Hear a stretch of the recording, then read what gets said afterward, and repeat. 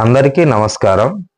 Video చూసే ముందు మన ఛానల్ని సబ్స్క్రైబ్ చేయండి. పాలిచ్చే తల్లులు పిల్లలకి పాలు సరిపోవడం లేదని బాధపడుతున్నారా? ఈ టిప్ పాటిస్తే పిల్లలకి పాలు సరిపడా ఇవ్వగలరు. నెంబర్ 1, పాలిచ్చే తల్లులు ఎక్కువగా వాటర్ తాగాలి.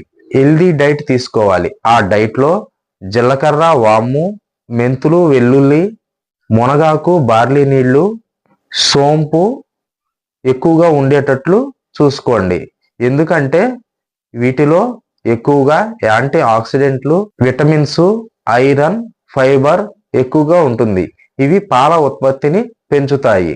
తల్లి ఫిజికల్గా, మెంటల్గా స్ట్రెస్ అవ్వకుండా ఉండాలి. స్ట్రెస్ అవటం వలన పాలు ఉత్పత్తి తగ్గుతాయి.